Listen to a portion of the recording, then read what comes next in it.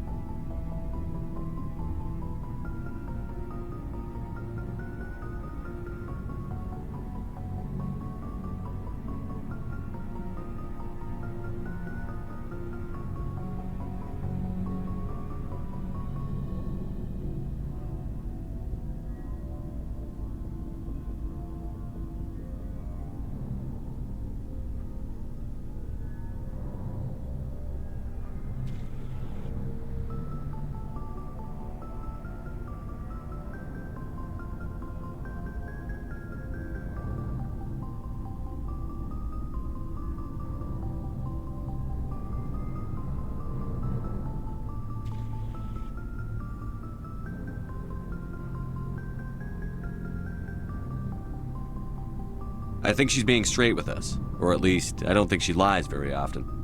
Yeah, she's probably really bad at it. Hey, want me to ask her about her sex life? Might be illuminating. I don't think she's used to teasing. Good-natured or otherwise. No fun, Commander. Too bad those ruins got destroyed. I mean, they lasted thousands of years. That's impressive. We'll talk later, Williams. Looking forward to it, sir. Shepard? Rex? Shepard? Rex? Shepard? Commander, how are you? Nothing new to say. Okay. Well, you got anything decent for sale? Looking for supplies?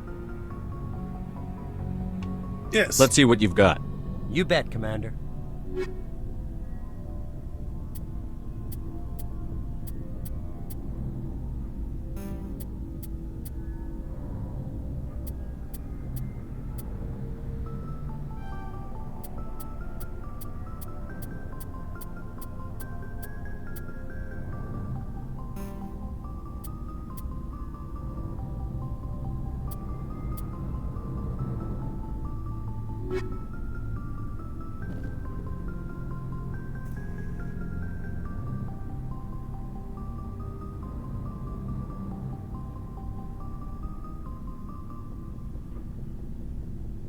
Alright, we're gonna cheat for a minute.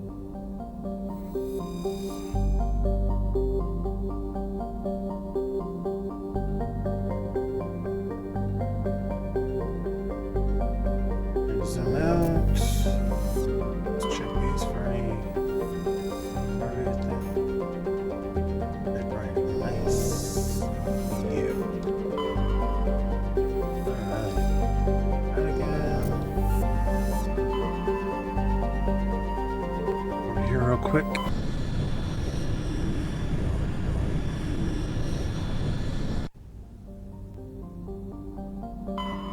Oh, not that one.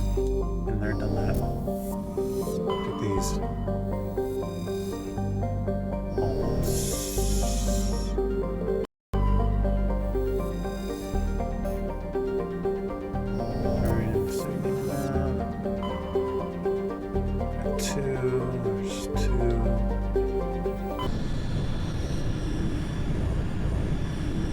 Currently visible.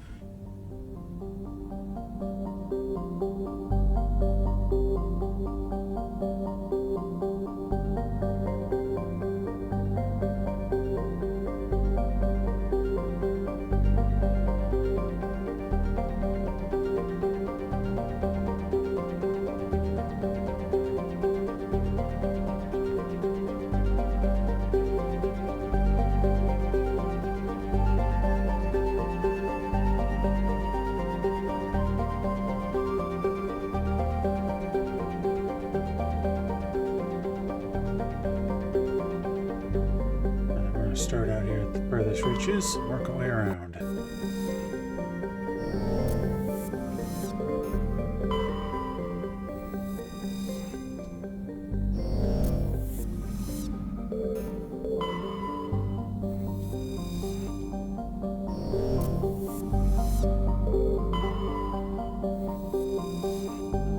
So that's where we're going to end up going. Let's check the rest of these planets for surveys.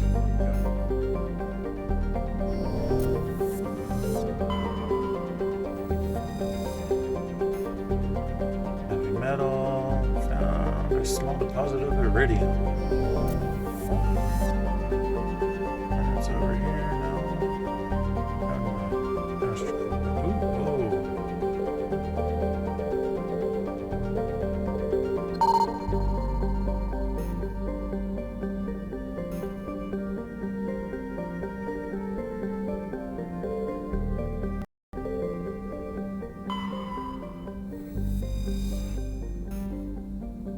Medallion recovered while scanning the asteroid field in the Tereshkova system. He picked up some anomalous readings. After some daring maneuvers by Joker, a small team was able to recover some debris from one of the larger rocks.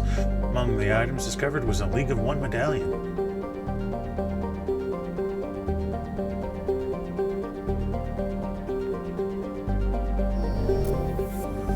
Alright, let's go pick a fight.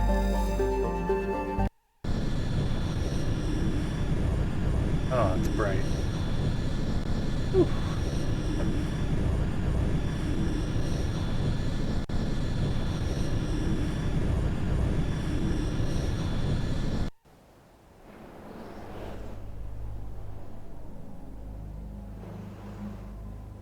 All right, blue. All right, let's see if I can path. The Pharaohs, it'll be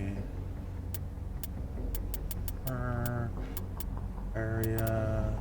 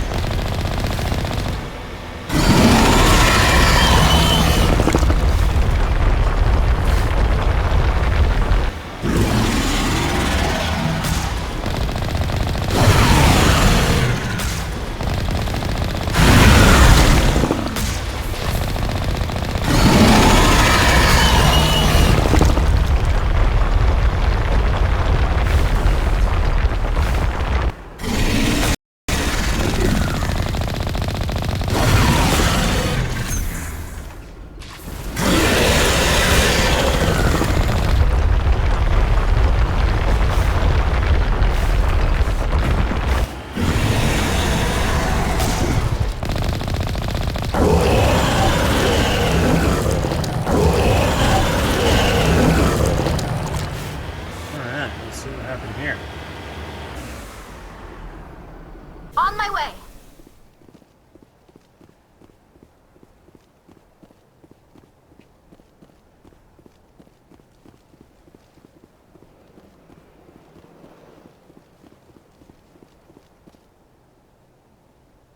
Vehicle and human corpses show telltale signs of Geth weapons fired. The Geth have been mangled by the Thresher Maw. At least they got what's coming to them. Oh.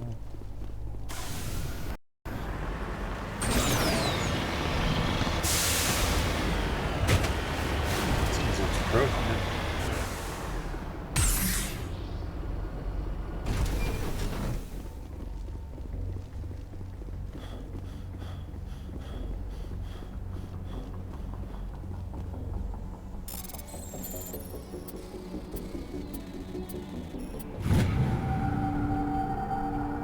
Prothean data disk recovered.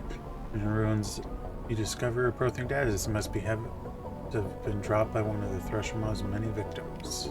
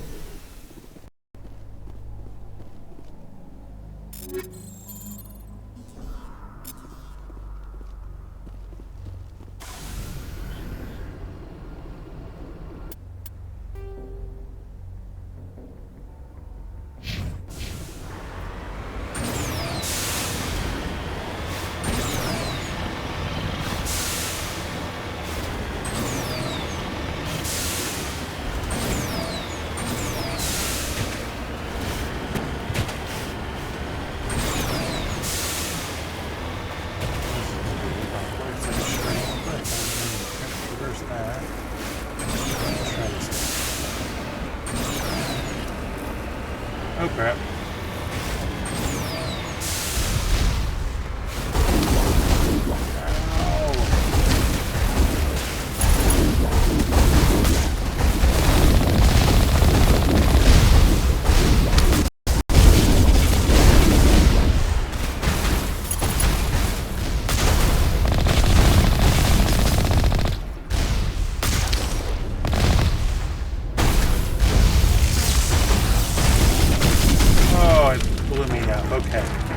Let's try that again. I need to stop and frickin' get out.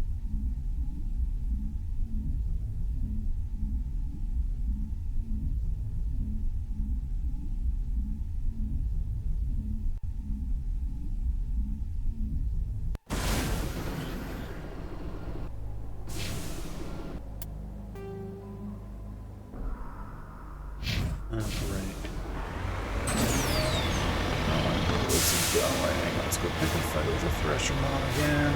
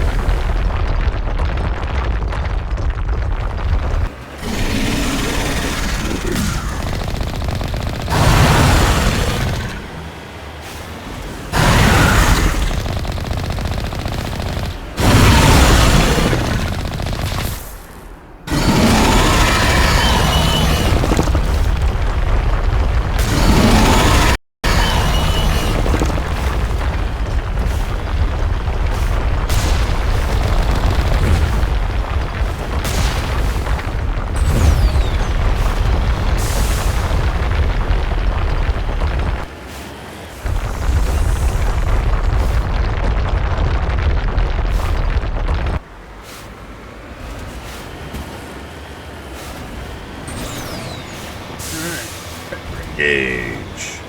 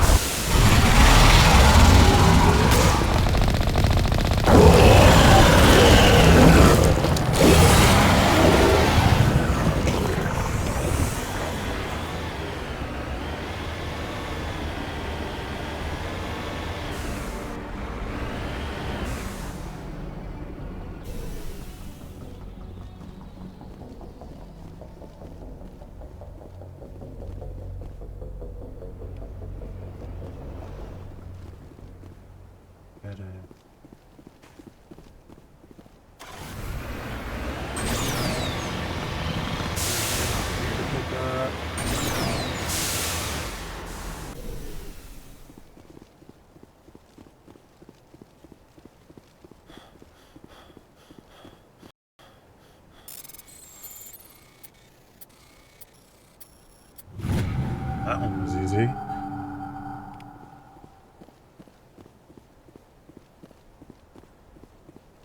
On this.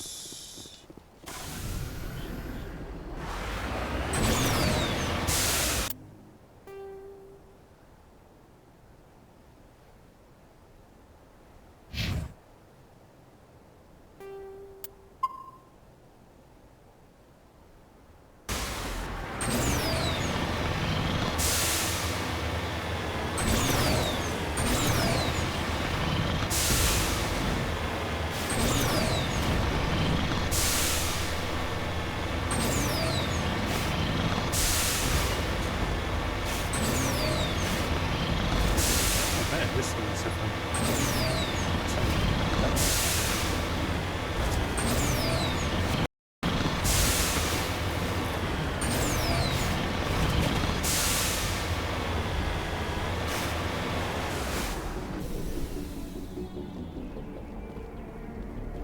magnesium, huh?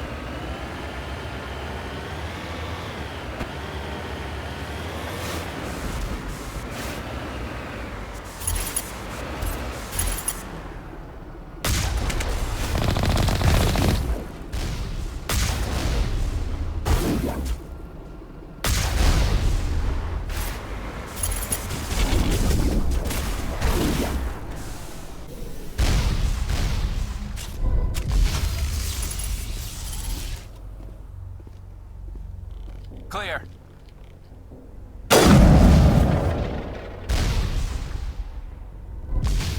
Negative contacts. Shields disabled. Now it gets fun.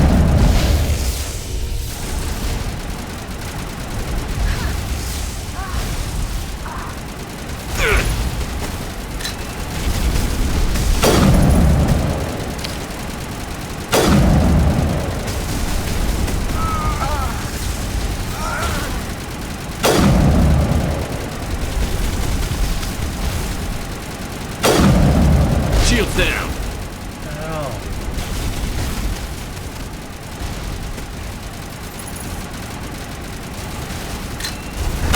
Lost shield. Let's see.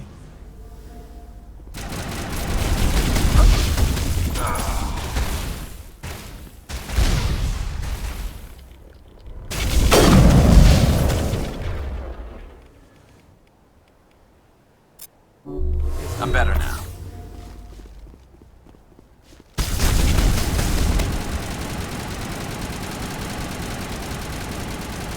Take out those hostiles! Everybody aboard.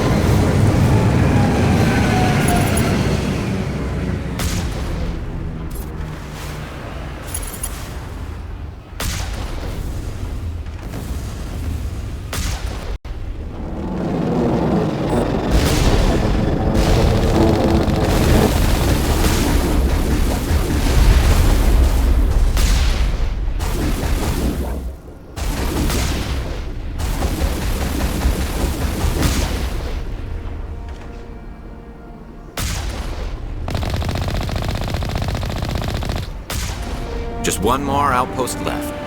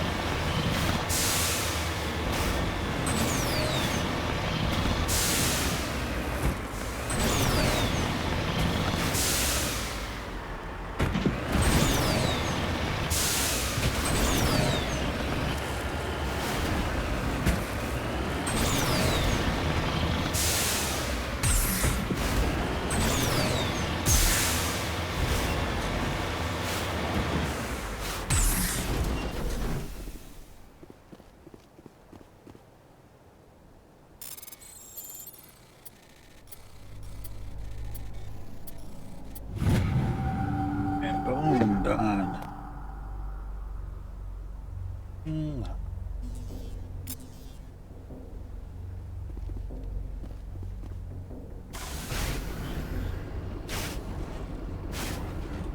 Let's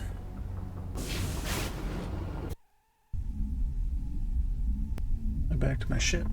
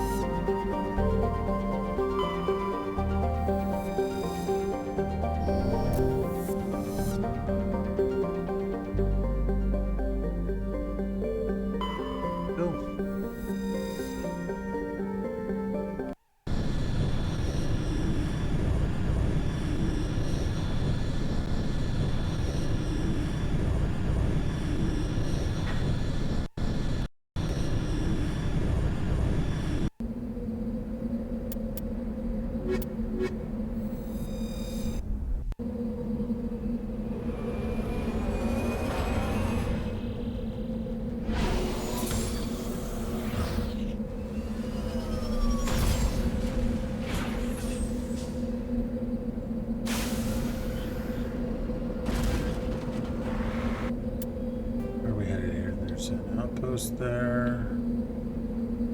Anomaly. Check out the anomaly first.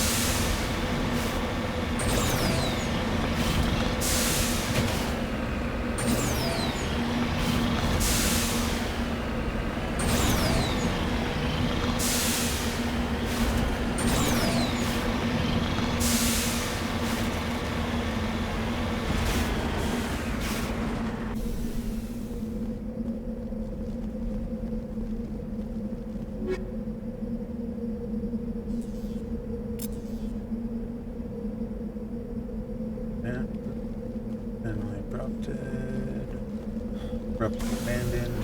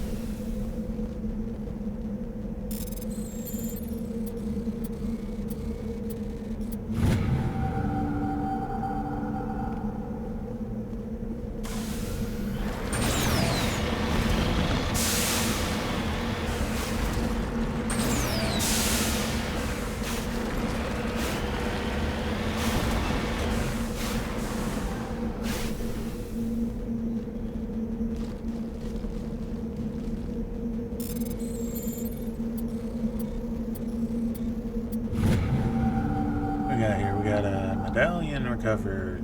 You go for one medallion.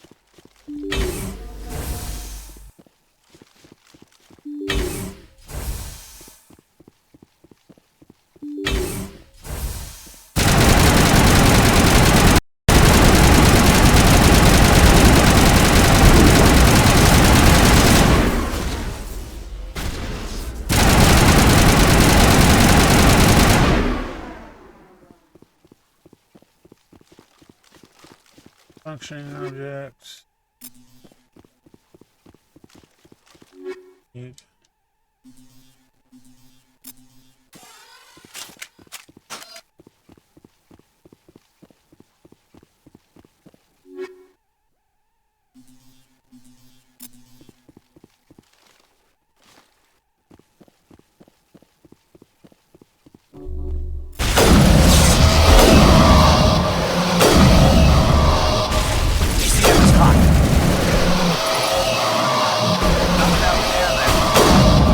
Yes!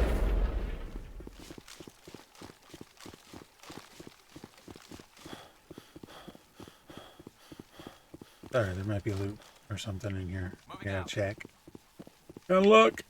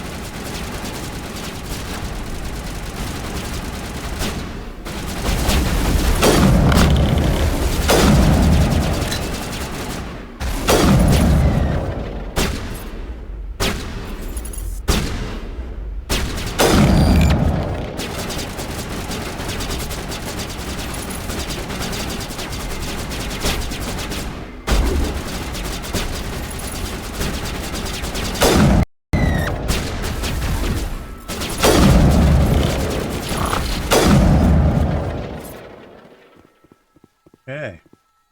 Perimeter clear. No.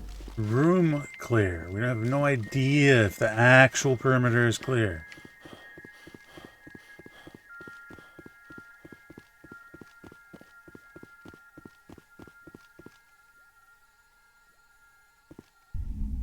There's a good chance when we go outside we're gonna be jumped!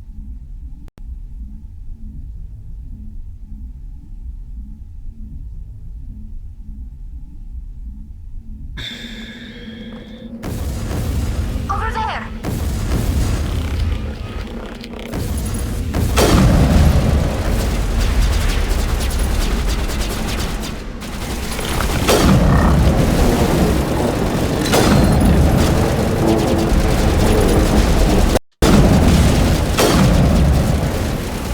Shields down.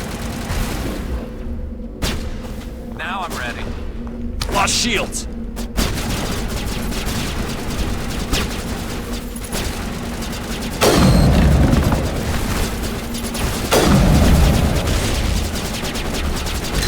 Shutting them down. Strange. I expected one of these outposts to be the main base of operations for this incursion. Hold on. This receiver's picking up some kind of transmission. Based on the signal strength, I'd say it's coming from inside the star cluster. Okay. It must be a message from the primary Geth base. We can use the signal to lock onto its location and take them out. Flashlights. Actually, I'm gonna go scan some minerals.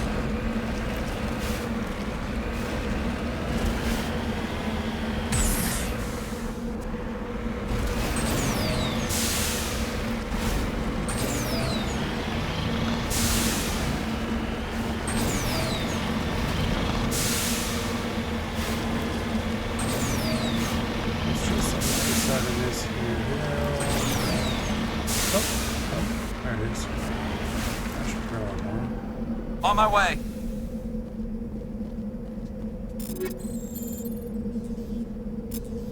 Alright, and we actually...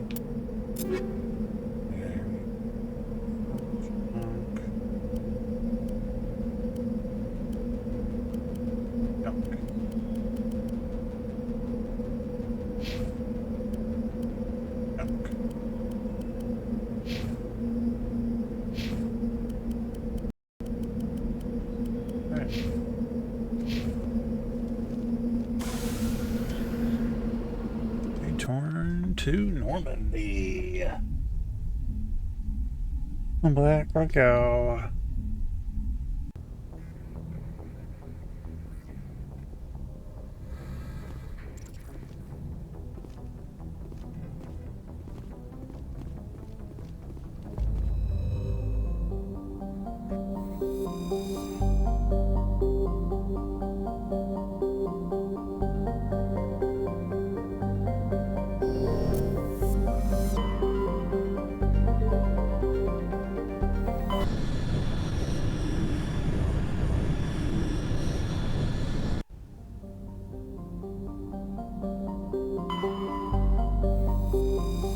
Survey found a medallion from the League of One.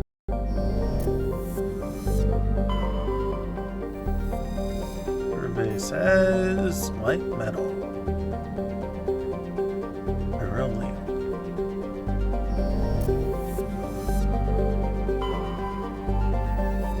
Nothing on that planet. On the moon. Oh, that's probably the land. Yep, alright, here we go. Level 1 heat hazard, huh?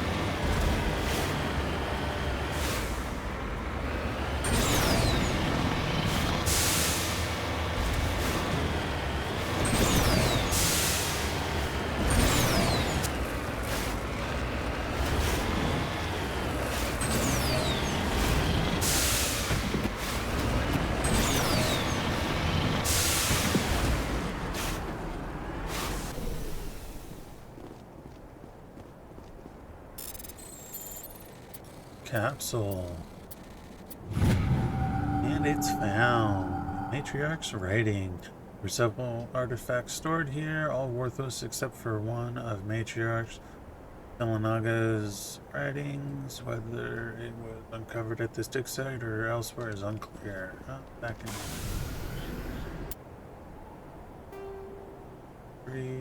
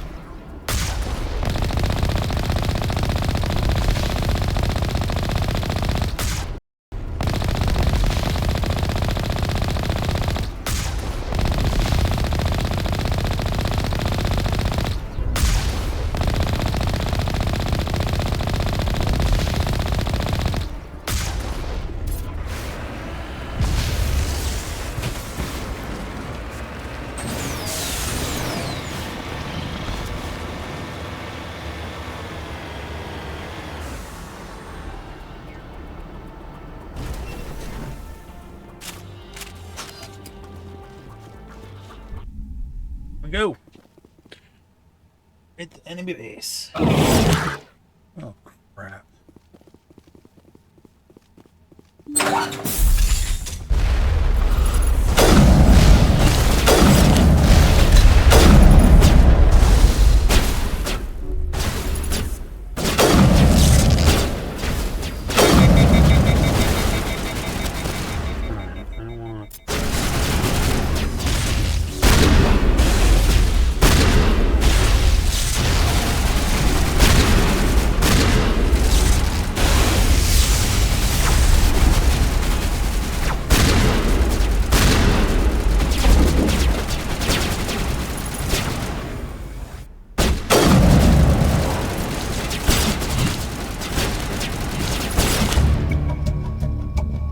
Last Geth falls, you hear music from across the room. On the monitor, Quarian stands before a hushed crowd, warbling a mouthful of Capella of World. An innocent lost. Discorded song is dispatched to the Geth worlds beyond the Perseus Veil. The transmitter shuts down.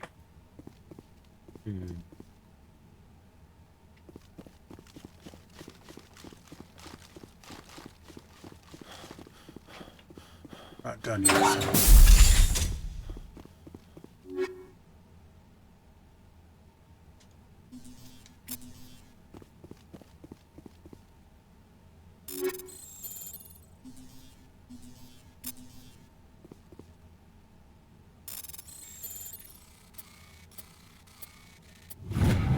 Wow, that was easy.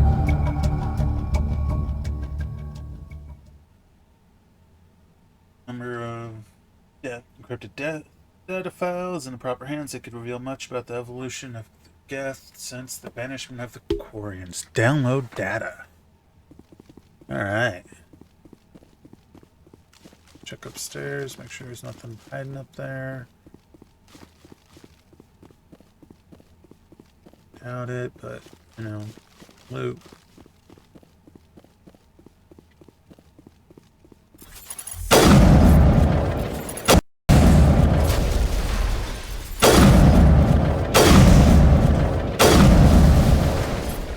Yeah.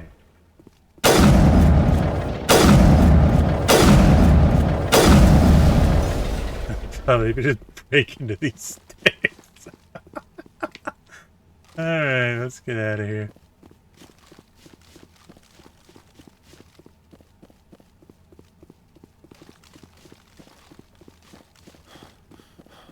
Pretty open. Exit building.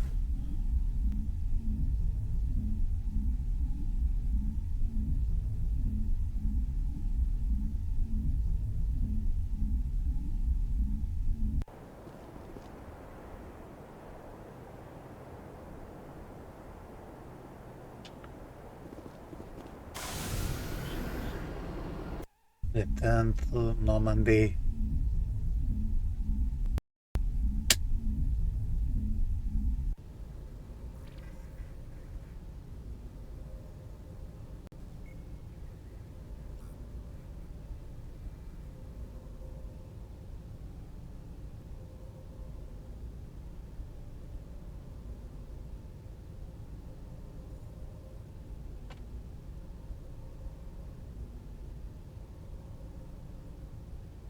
Wait, what?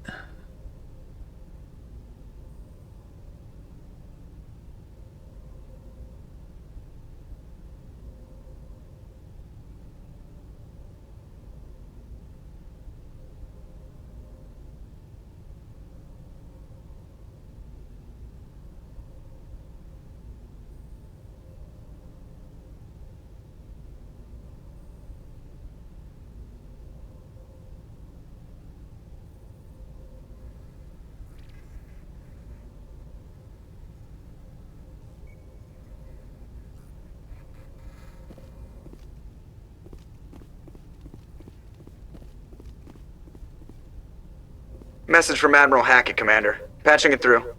We just received your report. Looks like this Geth incursion was bigger than we thought. They were probably preparing for a major offensive in the system. We're increasing patrols in the Armstrong cluster to make sure they can't establish another foothold in the region. Nice job, Shepard. You saved a lot of human lives on this mission. Hackett out.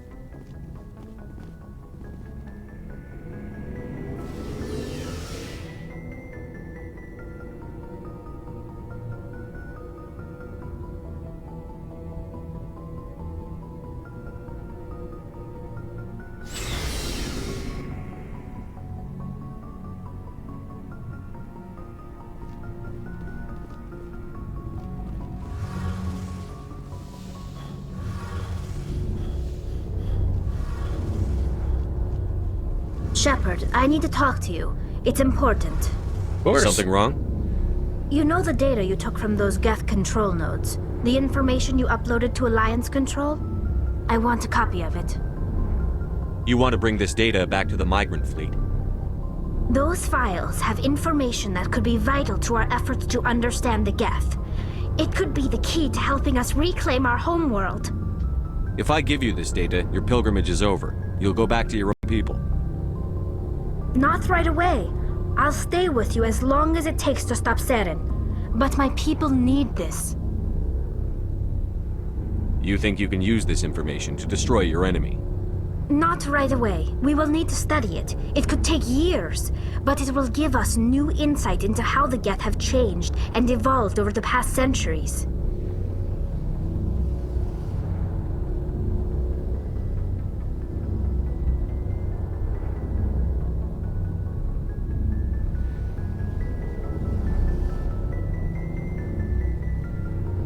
Go ahead. Make a copy. My people, I owe you a great debt, one I can never repay. The only thing I can offer in return is what you already have. My solemn promise to stay with you until Saren and his Geth armies are defeated.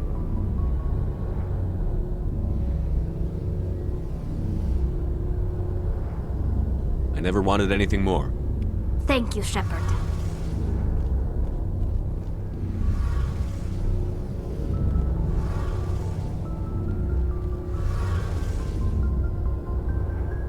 No.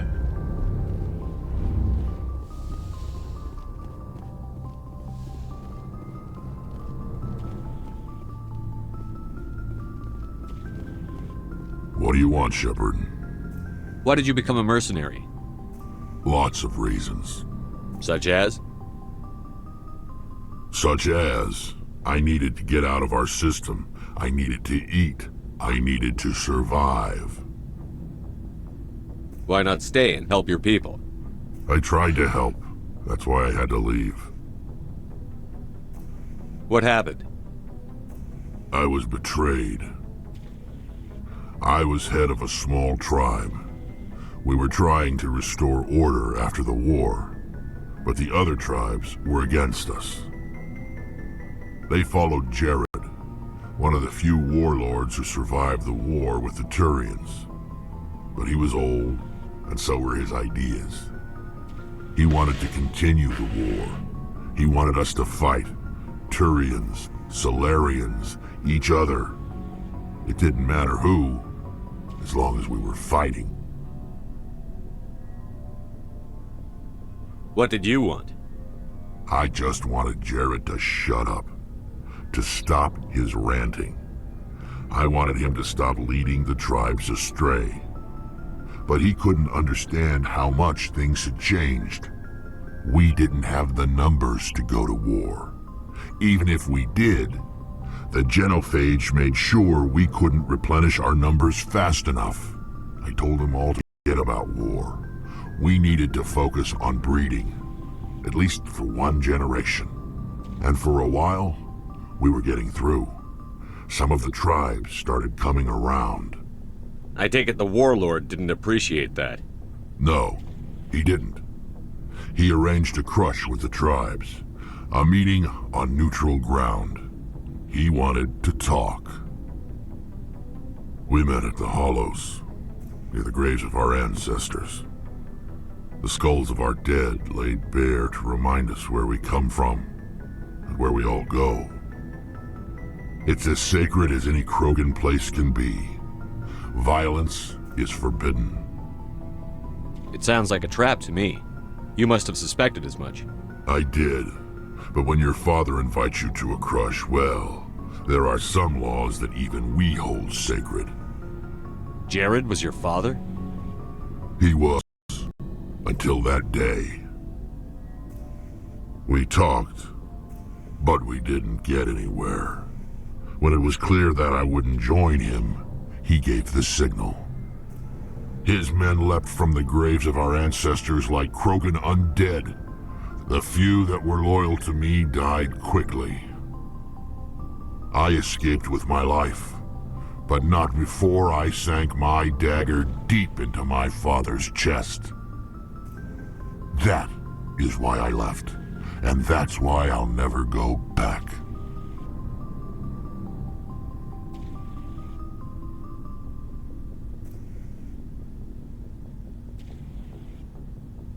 You must have family other than your father.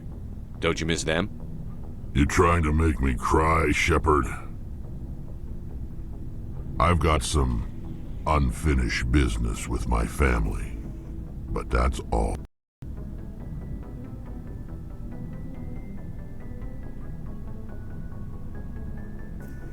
What kind of business? Before I left, I made an oath to my father's father. I swore to recover my family's battle armor. It was taken from him after the uprising.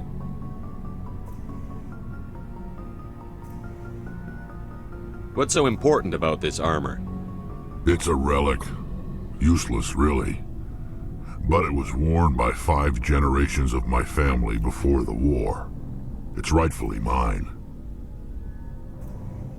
Originally, it was taken by the Turian military.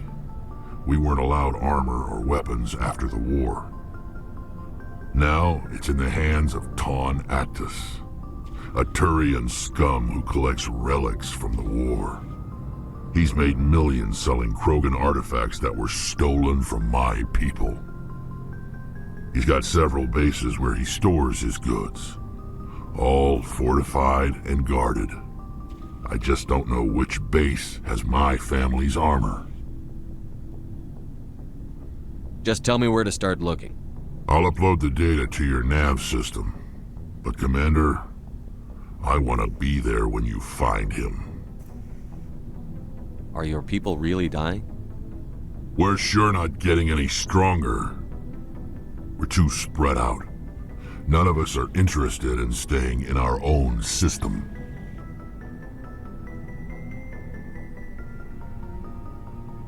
Lots of species have left their homes and prospered. But they go to colonize new worlds. We're not settlers. We're warriors. We want to fight.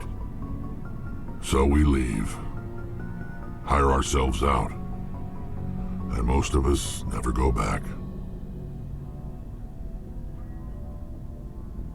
So long, Rex. Shepard.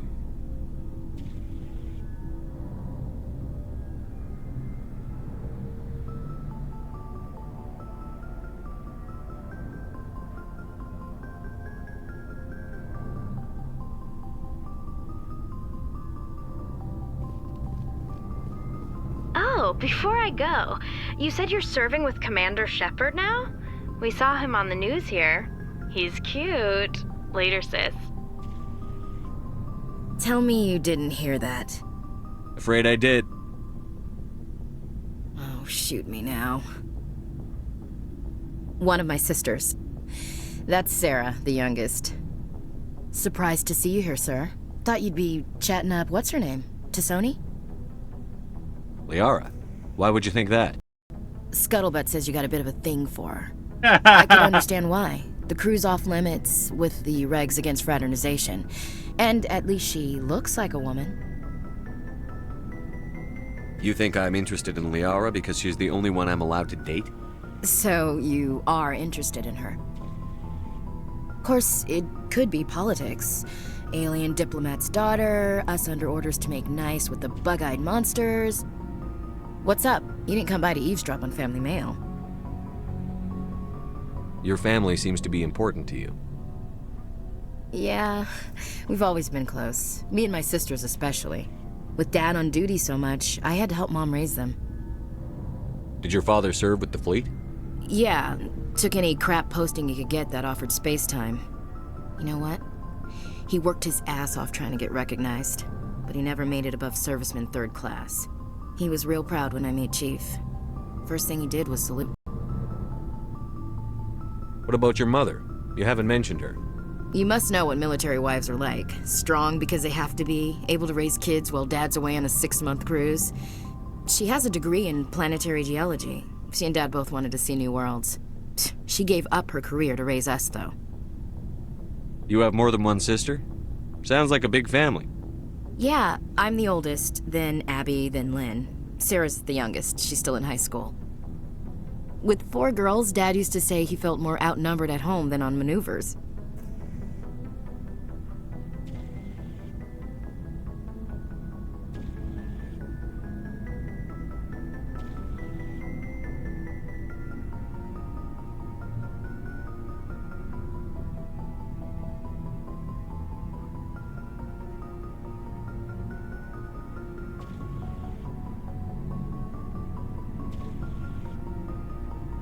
You have more than one sister?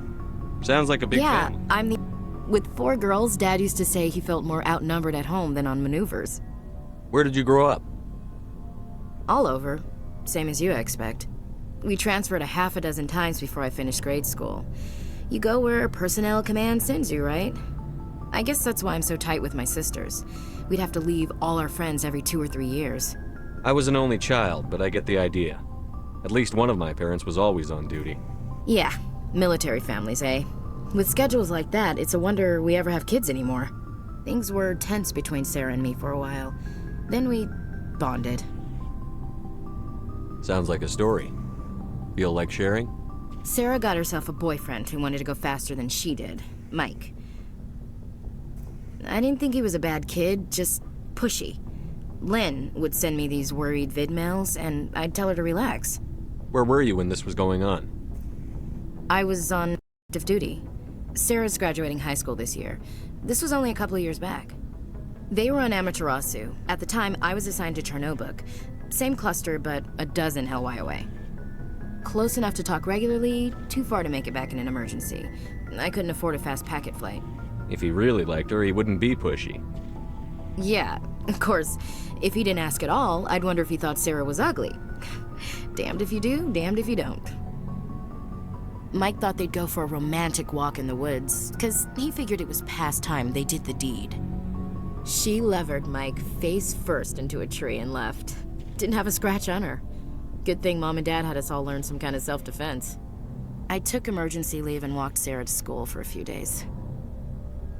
Why didn't you tell the police? She said it wouldn't solve the real problem, and she and Mike would both become household names. It was a small colony. I said it was her call to make, that we should let her do it her way. Mom was pretty pissed about that. You said all of your sisters learned self-defense? Lynn did pistol practice, but didn't like it. She's kind of nervous. Sarah took Aikido. Abby decided to learn the sword. She always was a little weird. Likes big skirts and tops you have to tie her into. They do great things to her figure, though. So, what did you learn? One of Dad's friends taught me Marine hand to hand. You traveled all the way home to walk your sister to school. It was only a dozen light years, like a day's cruise. It's not like I was going to Earth or something. My last day out, Mike was waiting for us. Sarah had told her friends, so everyone at school knew what he did. He wasn't happy. I wanted to snap him in half, but Sarah gave me this look, this let me handle it, I need to do this alone look. She kept her cool, God bless her, as he screamed in her face. She just let him vent. Then he tried to punch her. I swear, she just flowed around him. Next thing I knew, he's face down on the sidewalk and there's blood everywhere. That's unbelievable. Sarah must be as good as you. Better. I'm more or less a straight-up puncher. When he swung, she wasn't there anymore, and he fell. She helped him stop the bleeding and had me call an ambulance. She told the paramedics he fell. Before they took him to the hospital, Mike touched Sarah's arm. I thought he was gonna end up on the ground again. But he hung his head, whispered, "I'm sorry," and started crying. And she hugged him. The Williams women are a decisive bunch, Commander. We do things when we're ready. Not before, not after. Your sister's something else. But you didn't mention your father at all. Was he on deployment? Dad always wanted to serve in space, but he wanted us to have real ground under our feet. He'd say, space is beautiful, but you can't raise a family there. I cannot rest from travel. I will drink life to the lees. All times I have enjoyed greatly, have suffered greatly, both with those that loved me and alone. For always roaming with a hungry heart, much have I seen and known, cities of men and manners, climates, councils, governments.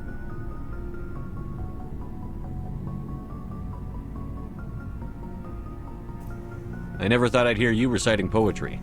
Just because I can drill you between the eyes at 100 meters doesn't mean I can't like sensitive stuff. Just don't spread it around. Ulysses was my dad's favorite poem. Every time he shipped out, he recorded me reading it. He had a dozen versions when he retired.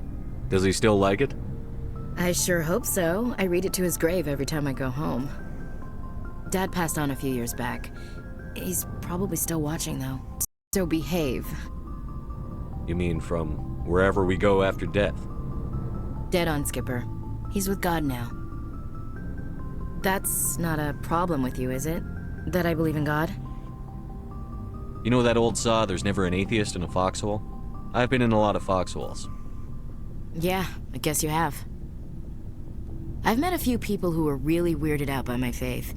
Because I work in space, I can't believe in a higher power? Jeez. Hello, have you people looked out the window? How can you look at this galaxy and not believe in something? I should get back to my duties. Didn't mean to take up so much of your time.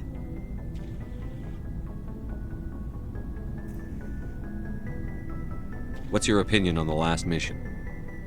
Not sure I buy Dr. Tassoni's story about her and her mom not talking. Not everyone's as close to their family as you are. Yeah, that's true. It's funny. Too bad those ruins got destroyed. I mean, they lasted thousands of years. We'll talk later, Williams. Looking forward to it, Skipper.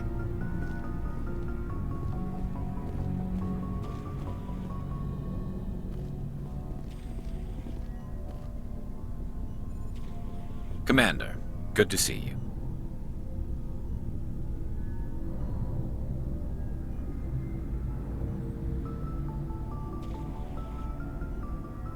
You've been with CSEC a while. Have you seen much action?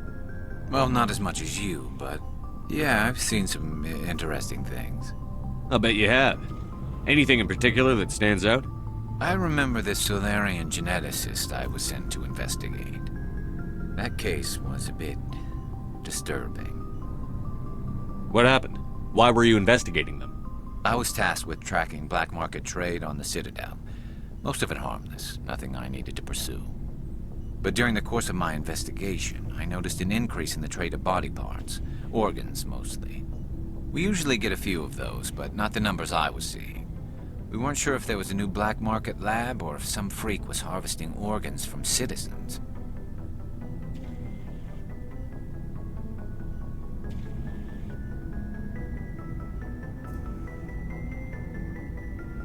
You've seen this before on the Citadel? Every so often, some lab sells unwanted parts through the black market, but they're not as bad as the psychos. I remember this one L-Corps diplomat we caught in my first year on the job. He was hacking people up and selling their organs, had the station in a bit of a panic.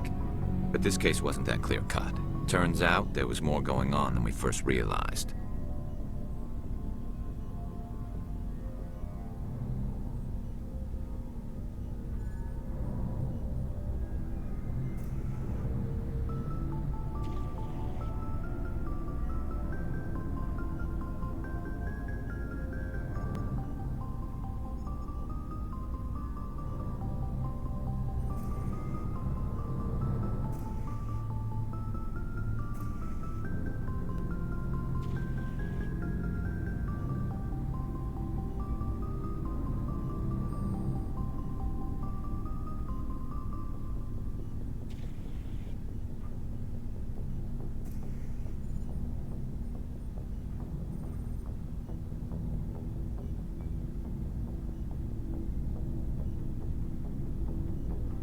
So how did you figure out what was happening?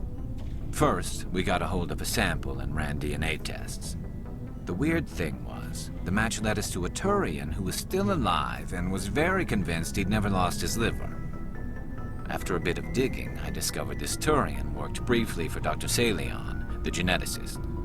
So I went to his lab hoping to find evidence of cloned organ development, but there was nothing. No Solarian hearts, no Turian livers, not one Krogan testicle.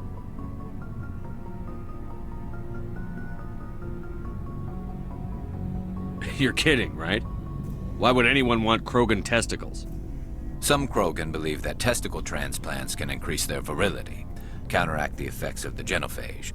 It doesn't work, but that doesn't stop them from buying. They'll pay up to 10,000 credits each. That's 40,000 for a full set. Somebody's making a killing out there. What did you do about the geneticist? I brought in some of his employees for interrogation, to see if I could get them to talk. While I was interviewing one of them, I came across something suspicious.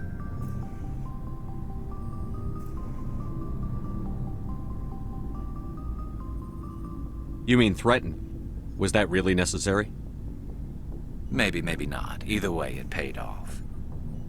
One of the detainees started bleeding profusely during the interview. We offered to patch him up, and he got frantic, freaked out. I ordered a full exam to find out what was going on. Our medics found incisions all over his body, some of them fresh. That was our big break. These people weren't just Dr. Salion's employees. They were test tubes. Walking, living test tubes. He was growing parts inside these people? Exactly. He cloned their organs right inside their own bodies. Then he harvested them and sold them off. Most of the victims were poor. He'd pay them each a small percentage of the sales, but only if the organs were good. Sometimes an organ wouldn't grow properly, so he'd just leave it in them. Most of them were a mess, but only on the inside, hidden so nobody could see it.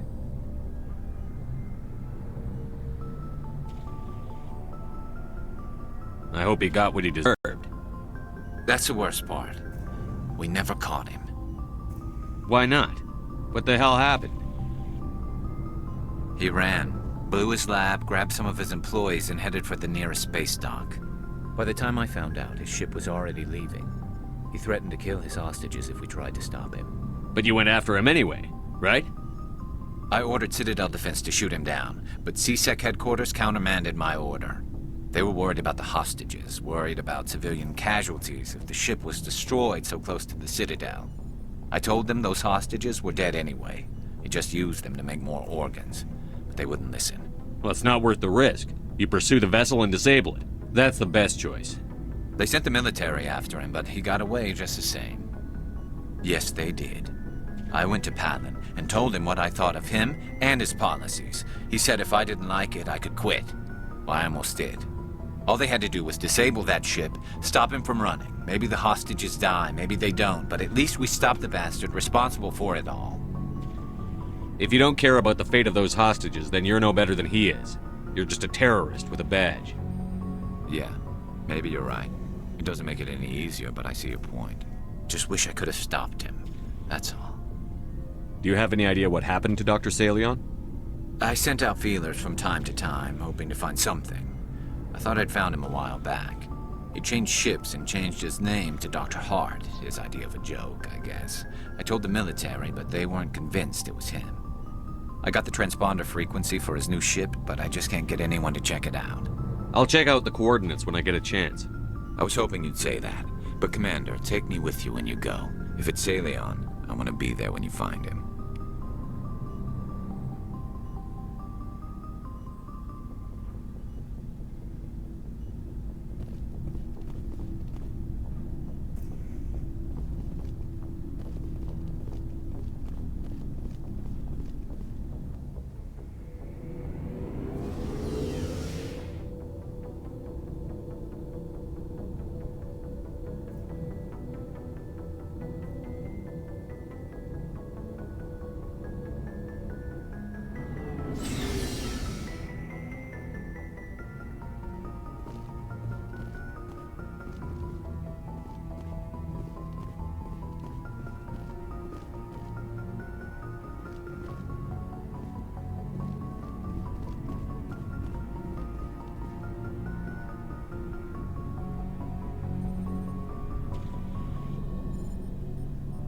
Anything you need, Commander?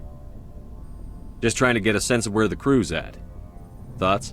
Well, they know about the stonewalling you've had from the Council. They deserve to know what we're up against. They're on your side. They're pissed about the resistance we're getting, especially from our side. I'll have a better handle on all of it when my head stops hurting. Another L2 flare-up. Anything I can do? No, Commander, it'll settle down. It's rough sometimes, but they spike higher than a lot of L3s. Except for you, of course. Besides, I fared a lot better than some after Kinetics was through. I haven't heard anything about Kinetics in a while. Yeah, they quietly disappeared. Broke up into a bunch of little corps after they botched the training on Jump Zero. After first contact, Kinetics was set up to track Element Zero exposures and develop implants for humans. Once we had an embassy on the Citadel, Kinetics could bring in experts instead of taking it slow. Is there some reason we couldn't learn it on our own? They didn't know where to start. Hell, it took a couple of years to even link biotics and EZO. Forget trying to get the kids to move stuff. They had trouble just helping them not break their own limbs. And their choice of teachers didn't help much. The only experts would have to be aliens. Dead on. Turians, actually. That's why Kinetics kept it a secret. They were afraid of what people back home would think, asking the Turians for help when we just fought a war with them. The Asari would have been more acceptable than the Turians. Yes, but the company didn't go through the Citadel. It would have made Earth look weak, so they discreetly hired some Turian mercenaries. I'm sure Canadix did what they thought was best. It wasn't best for us. They brought in an ex-military Turian named Commander Vernus. A real hard-ass. He basically had a free pass to break us if it would turn out a decent biotic. Kind of spiraled from there, Commander. Did he ever face charges for that? He got his, yeah. But like everything else at Jump Zero, it was under the table. The less said, the better. Anyway, this is ancient stuff. I walked it off a long time ago. I should get back to my duties, Commander. Make history, not rehash it. We'll talk another time, Lieutenant. Commander?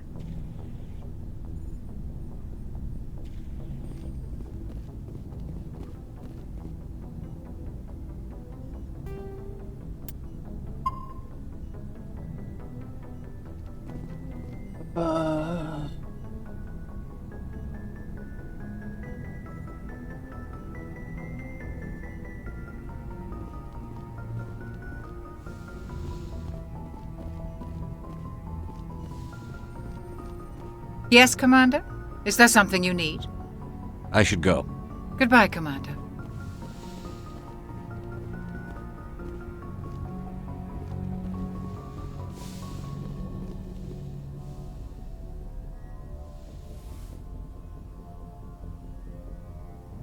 I get the feeling you want to ask me something, Commander.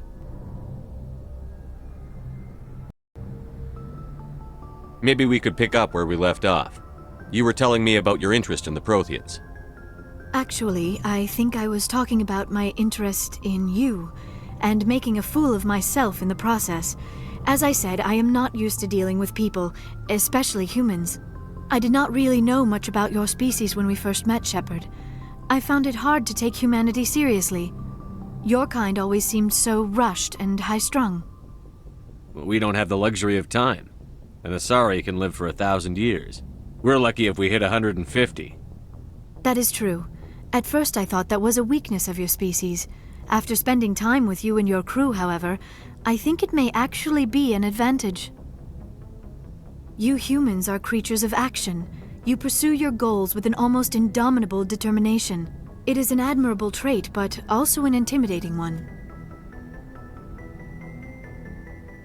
You're scared of us? Unfortunately, the rest of the galaxy sees humanity as something of a bully. You run over anyone in your path to get what you want. It is up to people like you to change their minds, Shepard. I'm doing the best I can, Liara. There is a reason the Council chose you to become a Spectre. They saw something special in you. The best of what humanity has to offer. I looked into your history. I know what you did during the Blitz. It was a remarkable display of courage and heroism. You didn't need to go behind my back. I would have told you whatever you wanted to know. I apologize, Commander. After our last conversation, I was afraid I would say something stupid again. I wanted to know more about you.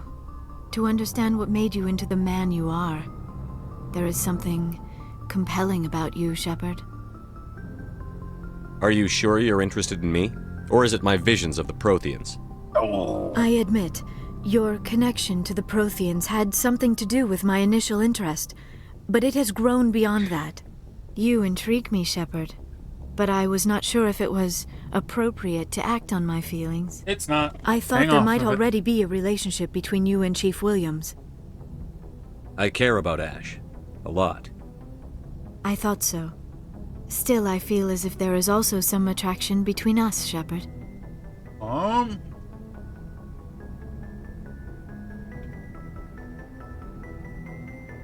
I'm not interested in you in that way, Liara. This is very embarrassing for me, Commander. Please, let's talk about something else. I should go. Goodbye, Commander.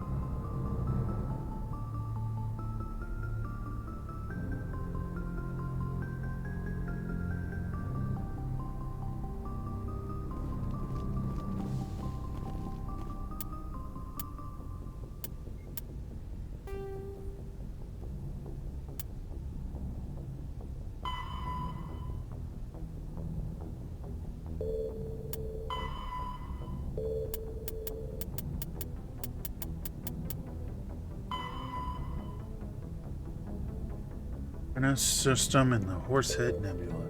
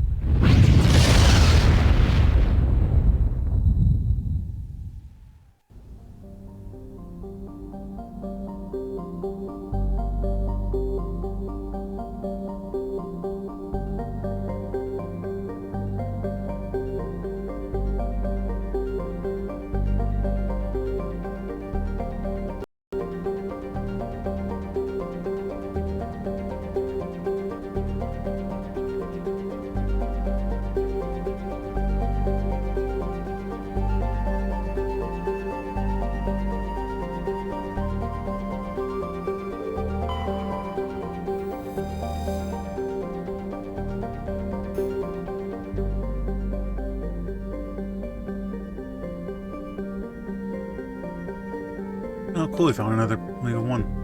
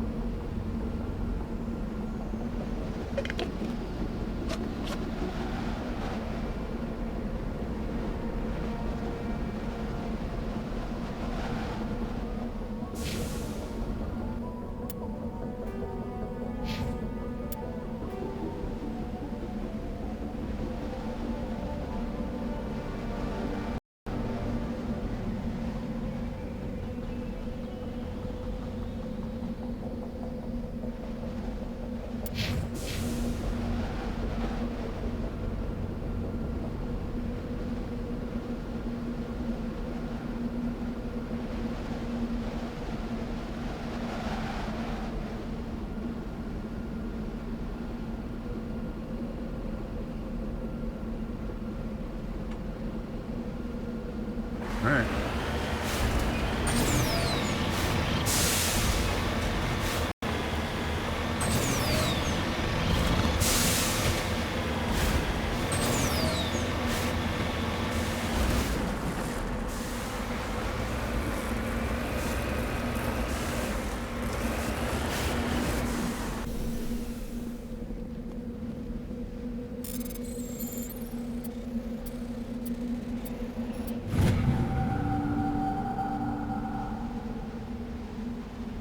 Oh, cool. An insignia.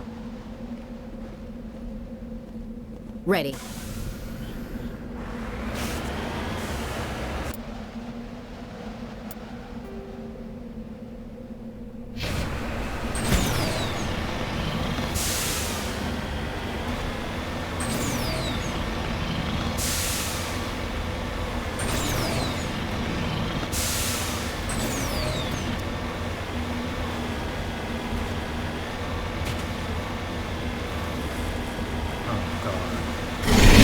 Do it.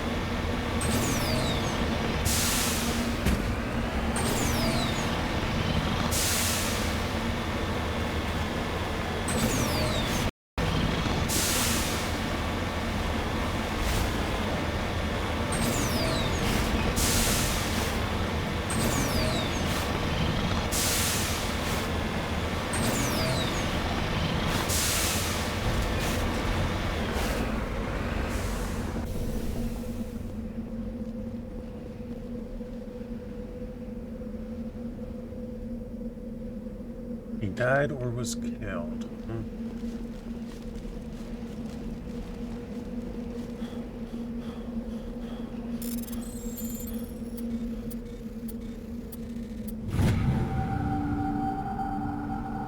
Iridium.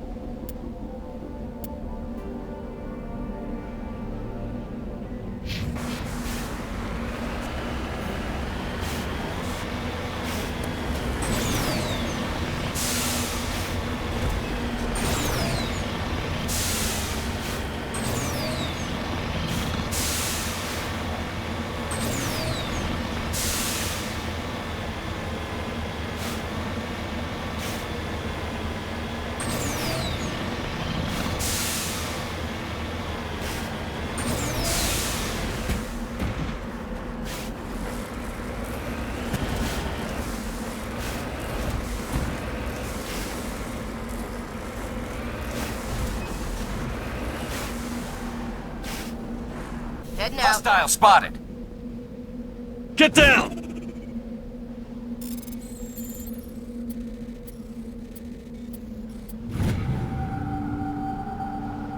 Disabled.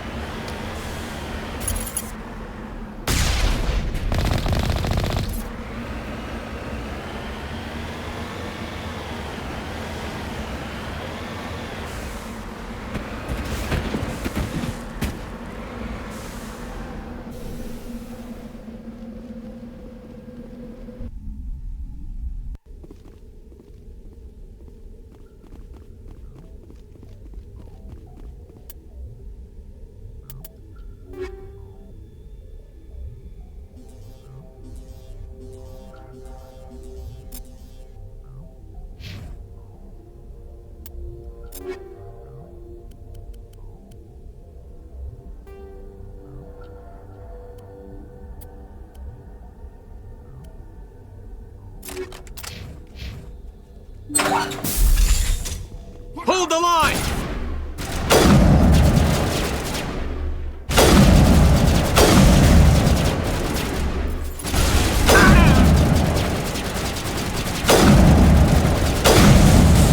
Watch out!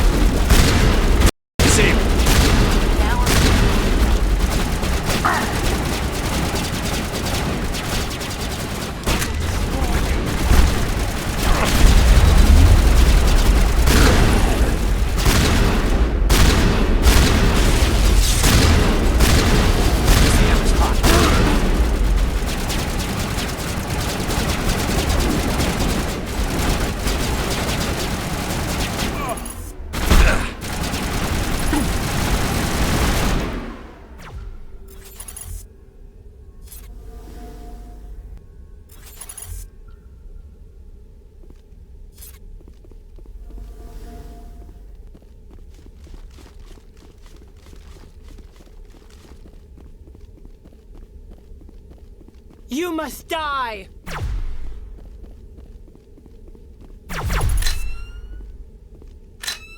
Shields down!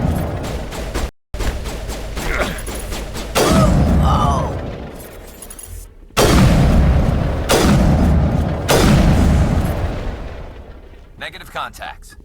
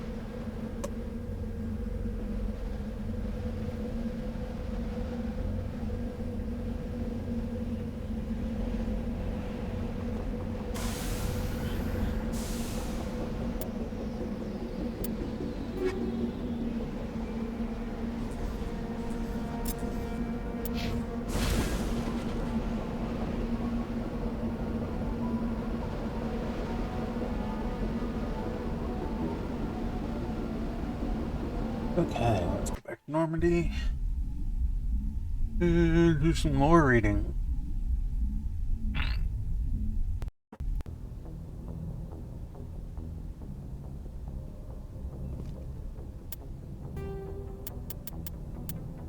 After the Geths, thresher maws are subterranean carnivores that spend their entire lives eating or searching for something to eat. Threshers reproduce via spores that can lie dormant for millennia.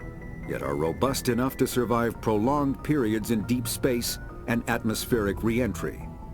As a result, Thresher spores appear on many worlds, spread by previous generations of space travelers. The body of a Thresher never entirely leaves the ground. Only the head and tentacles erupt from the Earth to attack. In addition to physical attacks, Threshers have the ability to project toxic chemicals and emit bursts of infrasound as a shockwave weapon. The Alliance first encountered Threshers on the colony of Akuz in 2177. After contact was lost with the Pioneer team, Marine units were deployed to investigate. The shore parties were set upon by hungry Threshers, and nearly the entire assault force was killed. Alliance forces recommend engaging Threshers with vehicle-mounted heavy weapons. Faster than light, ship mobility dominates space combat. The primary objective is to align the mass accelerator along the bow with the opposing vessel's broadside. Battles typically play out as artillery duels, fought at ranges measured in thousands of kilometers, though assaults through defended mass relays often occur at knife fight ranges, as close as a few dozen kilometers. Most ship-to-ship engagements are skirmishes between patrol vessels of cruiser weight and below, with dreadnoughts and carriers only deployed in full-scale fleet actions. Battles in open space are short and often inconclusive, as the weaker opponent quickly disengages. Once a ship enters FTL flight, the combat is effectively over. There are no sensors capable of tracking them or weapons capable of damaging them. The only way to guarantee an enemy will stand and fight is to attack a location they have a vested interest in, such as a settled world or a strategically important mass relay. Okay.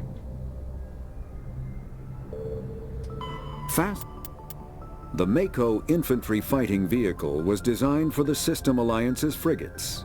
Though the interior is cramped, an M35 is small enough to be carried in the cargo bay and easily deployed on virtually any world.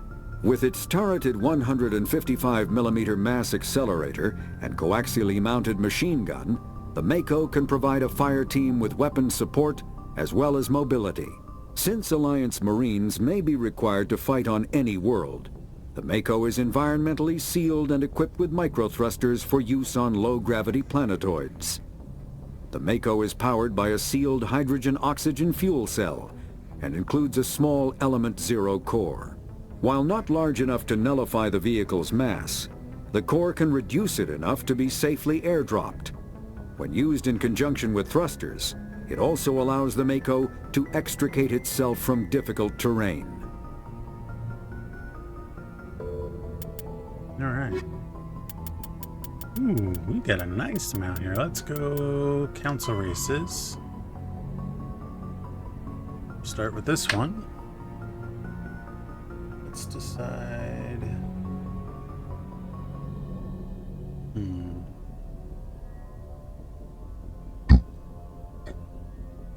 No. Okay, here we go. Do I have the nerve rate? Testing. Okay. Oh, wait a minute. And then off. Because of their long lifespan, the Asari tend to have a long view not common in other races. And they encounter a new species or situation, the Asari are more comfortable with an extended period of passive observation and study than immediate action. They are unfazed that some of their investments or decisions may not pay off for decades or centuries. Matriarchs can seem to make incomprehensible decisions, but their insight is evident when their carefully laid plans come to fruition. In interstellar relations, this anomaly manifests in an unspoken policy of centrism. The Asari instinctively seek to maintain stable balances of economic, political, and military power. Traditionally, Asaris spread their influence to cultural domination and intellectual superiority. They invite new species of advanced development to join the galactic community, knowing that their ideals will inevitably influence existing culture. the Asari government. The Asari came late to the concept of world government. For centuries, their immortal Vessia was dotted with loose confederacies of great republican cities. The closest earthly equivalent would be the ancient Mediterranean city-states. Since the Asari culture values consensus and accommodation, there is little impetus to farm larger principalities. Rather than hard resources, the Asari bartered freely. Rather than attack one another over different philosophies, they sought to understand one another. Only in the information age did the city-states grow close. Communication over internet evolved it into an electronic democracy. Asari have not pulled politicians or elections for a freewheeling, all-inclusive legislator that citizens can participate in at will. Policy debates they said all hours of the day in official chat rooms and forums moderated by specially programmed virtual intelligences. All aspects of policy are open to plebiscite at any time. In any given debate, the Asari tend to lend the most reads to the opinions of any matriarchs present. They would always deferring to the experience of these old wise women. Achieving consensus to public debate may take too long in a crisis. The cases where prompt, decisive action is required, the Asari defer to the wisdom of local matriarchs. Asari religion. Their atheistic mainstream Asari religion is the Siri. It translates roughly as all is one. The faithful agree on certain core truths. The universe is a consciousness. Every life within it is an aspect of the greater whole, and death is a merging of one spiritual energy back into the greater universal consciousness. Sirius don't specifically believe in reincarnation. They believe that spiritual energy return to the universal consciousness upon death will eventually be used to fill new mortal vessels. Asari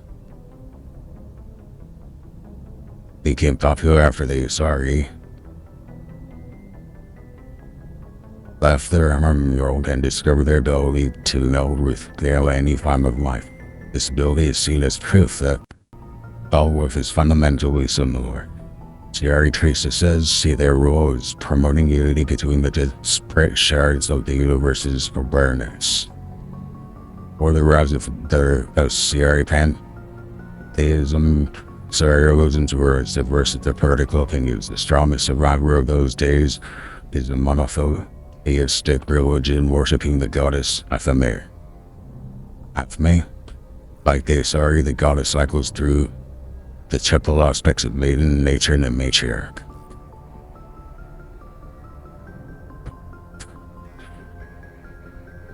And that's horrible stuff for today.